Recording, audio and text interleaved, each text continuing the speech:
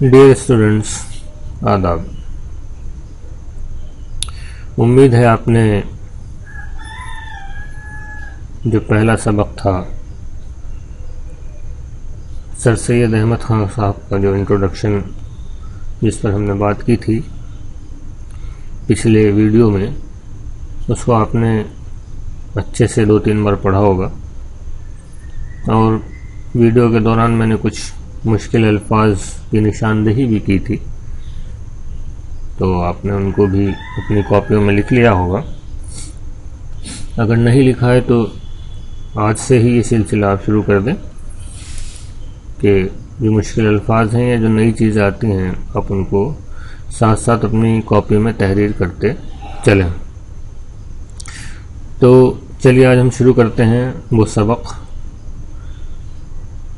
Sir Syed Ahmad Khan साहब का लिखा हुआ वो मजमून और बहुत मशहूर मजमून जिसका नाम है, उन्वान है अपनी मदद आप।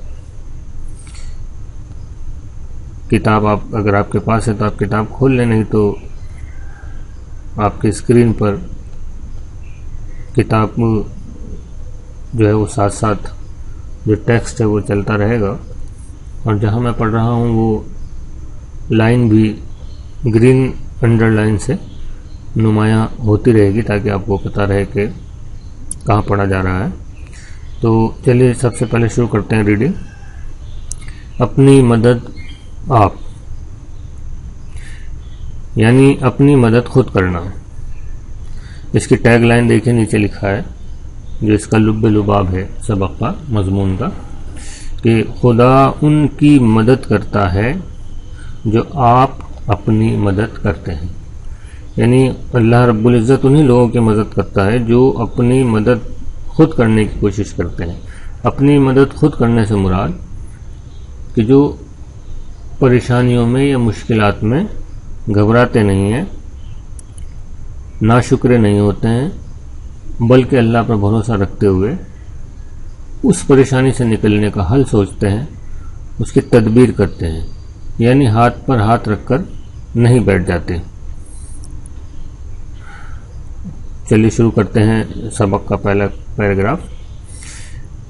ये एक निहायत उम्दा यानी अच्छा, और आजमूदा यानी आजमाया हुआ मकूला है। मकूला यानी कौल से बना हुआ लफ्ज़ है ये। कौल यानी किसी का स्टेटमेंट, कथन, किसी की कही गई बात। मकूला यानी कहावत, कही हुई बात। अब आप देखें एक लाइन में ही 3 नए लफ्ज़ और 3 मुश्किल लफ्ज़ आ गए। पहला है उम्दा यानी अच्छा, आजमूदा आजमाया हुआ, और मकूला यानी कौल, कहावत।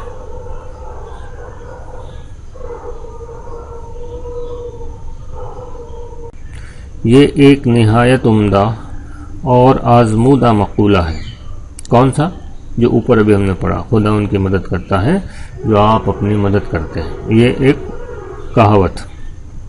इस छोटे से फ़िक्रे में, फ़िक्रा यानी जुमला, इस छोटे से फ़िक्रे में इंसानों का और कौमों का और नस्लों का तजर्बा जमा है। यानी फ़िक्रा या ये जो स्टेटमेंट है, ये जो वाक्य है, कहावत है, ये छोटा सा जुमला है, लेकिन इस छोटे से जुमले के पीछे बहुत सारे इंसानों का, और इंसानों का नहीं बल्कि बहुत सारी कौमों का जो तजर्बा है वो जमा है। उस तजर्बे के बाद ये बात साबित हुई और ये मकौला सही साबित हुआ, या ये मकौला वजूद में आया कि खुदा उन्हीं की मदद करता है जो अपनी मदद खुद करते हैं।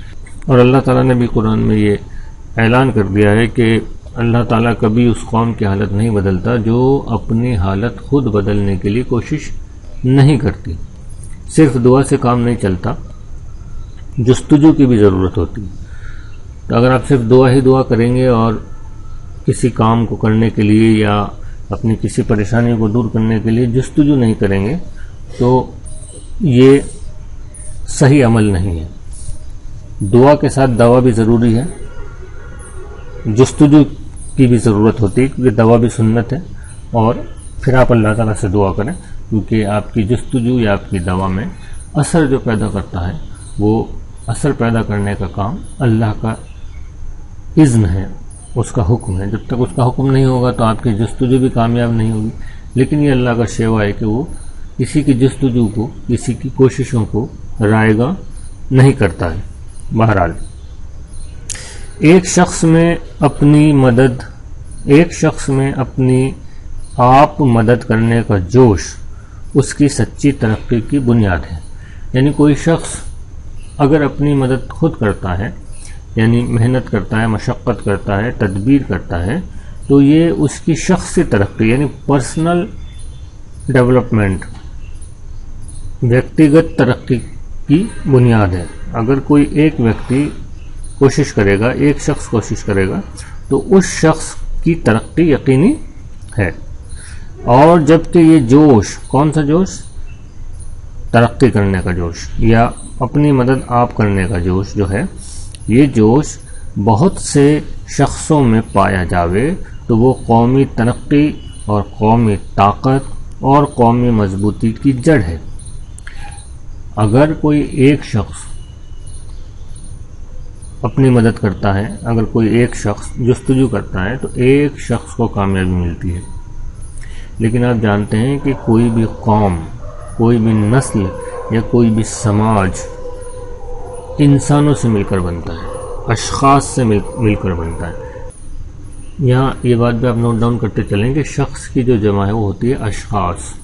یہ کتاب میں شخصوں لکھا ہے، یہ درست نہیں ہے، درست جو صحیح لفظ ہے وہ ہے اشخاص۔ عموماً ہم ایسا کر لیتے ہیں جمع، جیسے بکس کی ہم کبھی کبھی جمع بنا لیتے ہیں، بکیں، میری بکیں کہاں ہیں، تو یہ ایک رائج ہو گیا ہے، لیکن صحیح جو جمع ہے بک کی وہ بکس ہے، کیونکہ جو بھی لفظ جس زبان سے آیا ہے تو اس کے قواعد کے جو اصول ہیں وہ اسی زبان کے قواعد کے اصول اس پہ لاگو کیے جائیں گے۔ ایسا نہیں ہوگا کہ وہ دوسری زبان کے قواعد کے مطابق اس کو ہم تبدیل کر دیں۔ بہرحال تو سر سید یہ کہہ رہے ہیں کہ اگر کسی قوم کا ایک شخص جستجو کرتا ہے تو وہ اس شخص کی ترقی ہوتی ہے، لیکن کیونکہ قوم اشخاص سے مل کر بنتی ہے، لوگوں سے مل کر بنتی ہے قوم، تو اگر کسی قوم کے سارے اشخاص، سارے لوگ ہی جستجو میں جڑ جائیں تو پھر یہ قوم پوری کی پوری قوم ہی ترقی یافتہ ہو جائے گی۔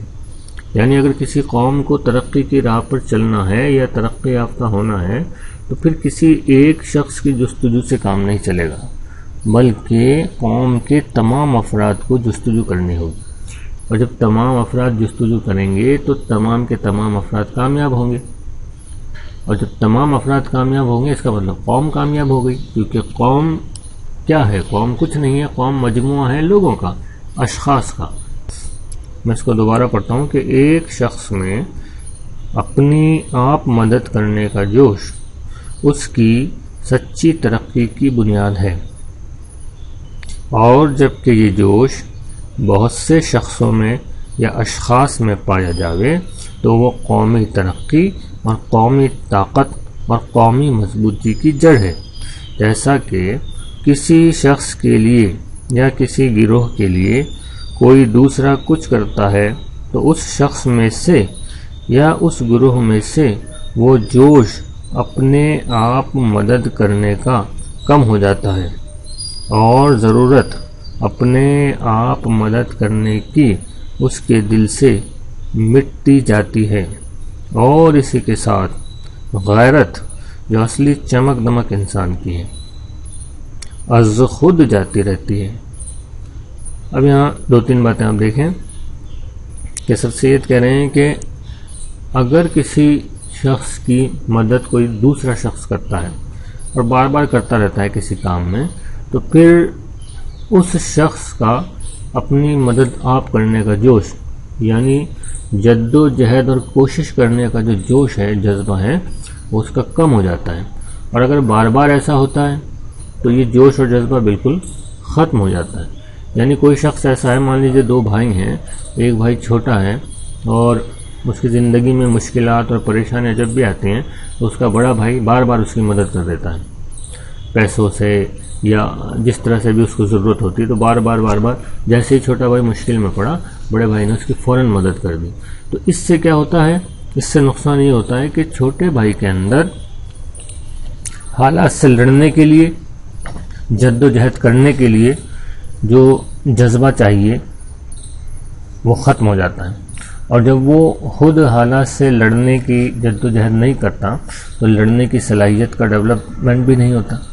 لڑنے کے لیے جو صلاحیتیں چاہیے، جو قدرتی طور پر آدمی تب سیکھتا ہے جب وہ ان پریشانیوں کا سامنا کرتا ہے، تو وہ چیزیں اس میں ڈیولپ نہیں ہوتی۔ اس سے کیا ہوتا ہے، اس سے نقصان یہ ہوتا ہے کہ اپنی مدد آپ کرنے کا جو جوش اور جذبہ ہے وہ اس شخص میں سے ختم ہو جاتا ہے۔ پھر جب آپ کو باہر سے مدد کرنے والا شخص نہیں ملے گا، یعنی اس شخص کا بڑا بھائی اگر کبھی موجود نہ ہو یا اس دنیا میں نہ رہے، تو پھر وہ چھوٹا شخص تباہ و برباد ہو جائے گا، کیونکہ اب اس کے پاس باہر سے مدد کرنے والا شخص موجود نہیں ہے اور اس کے اندر خود حالات سے لڑنے کی صلاحیت موجود نہیں ہے۔ تو اب اس شخص کو کوئی نہیں بچا سکتا، اس کی بربادی تقریباً طے ہے۔ تو یہی حال جب قوم کا ہو جاتا ہے تو پھر قوم کی بھی حالت یہی ہو جاتی ہے اور الٹیمیٹلی قوم تباہ و برباد ہو جاتی ہے۔ اب یہاں ایک چیز اور امپورٹنٹ سر سید احمد کہہ رہے ہیں، اس کو دیکھیں آپ کہ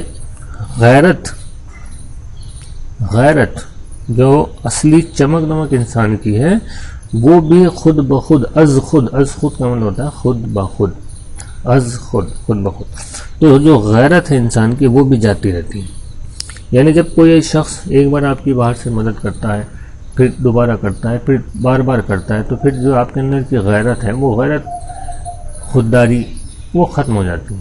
پھر ایک وقت آتا ہے جب وہ آپ پریشانی میں گھرتے ہیں تو آپ فوراً اس شخص کی طرف راغب ہوتے ہیں، اس شخص کی طرف بھاگنے لگتے ہیں کہ میری یہ پرابلم آ گئی، میری مدد کرو، میری یہ پرابلم آ گئی، تو آپ کی جو خودداری ہے وہ مر جاتی ہے، خود بخود مر جاتی ہے۔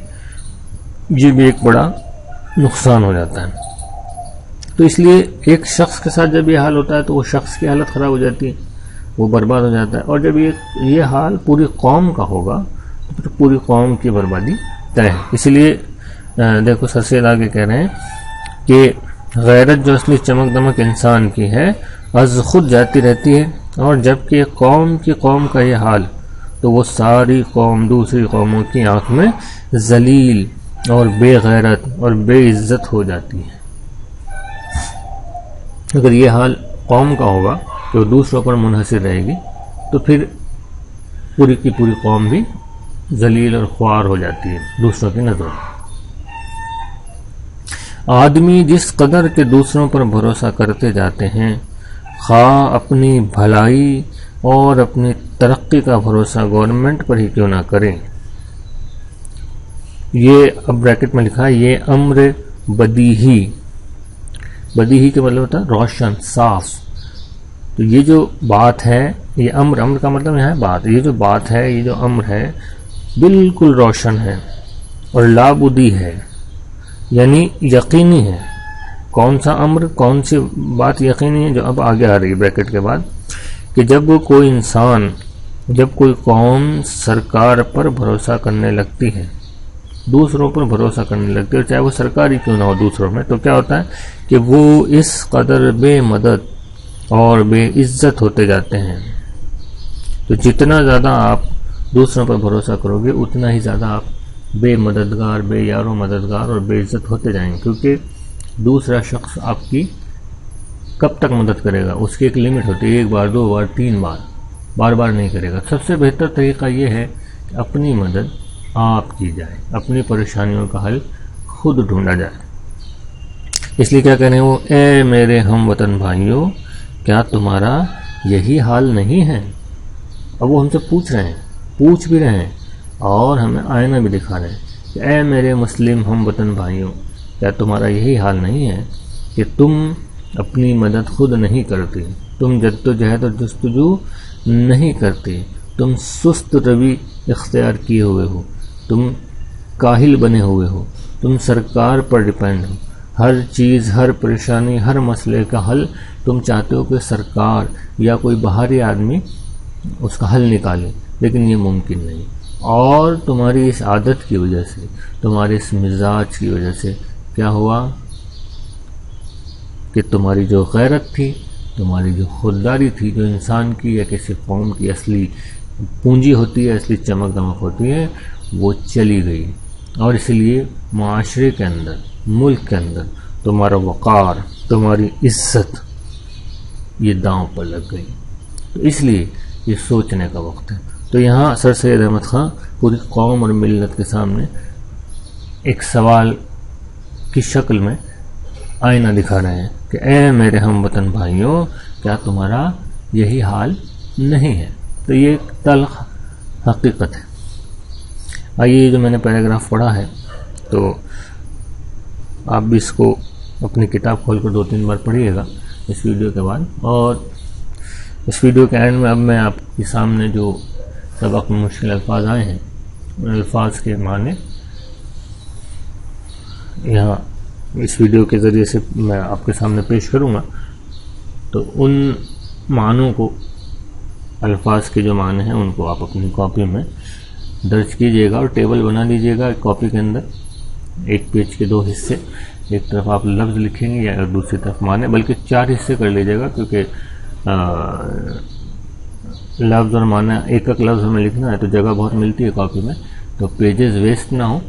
تو ایک پیج کو آپ موڑ کر یا اسکیل سے اس کے 4 خانے کر لیجئے گا، اور ایک خانے میں لفظ، دوسرے میں معنی، پھر لفظ اور پھر معنی، اس کو آپ کو لکھنا ہے. تو یہ جو اس پیراگراف میں مشکل الفاظ آئے ہیں وہ بھی تھوڑی دیر میں آپ کے اسکرین پر فلیش کریں گے، اور 15-20 سیکنڈ تک میں ان کو روک کر رکھوں گا اسکرین پر، تاکہ آپ ان کو آرام سے پڑھ سکیں اور ان کو لکھ سکیں. اور ویڈیو کو آپ پاز کر کے بھی ایسا کر سکتے ہیں. اس کے علاوہ اگر کوئی مشکل لفظ آپ کو لگتا ہے اس میں آیا ہے، یا کوئی نیا لفظ اس سبق کی مناسبت سے آپ کے ذہن میں آیا ہے، تو آپ وہ بھی مجھے کمنٹ باکس میں پوچھ سکتے ہیں. تو اگلی ویڈیو میں انشاءاللہ اس کی وضاحت کرنے کی کوشش کروں گا. تو آج کے سبق کے لیے بس اتنا ہے. کل انشاءاللہ اس سبق کا ہم اگلا پیراگراف پڑھیں گے. تب تک کے لیے اب آپ کے پاس کام ہے اور اس کام کو آپ مکمل کریں. تو آج کے لیے بس اتنا ہی. فقط والسلام.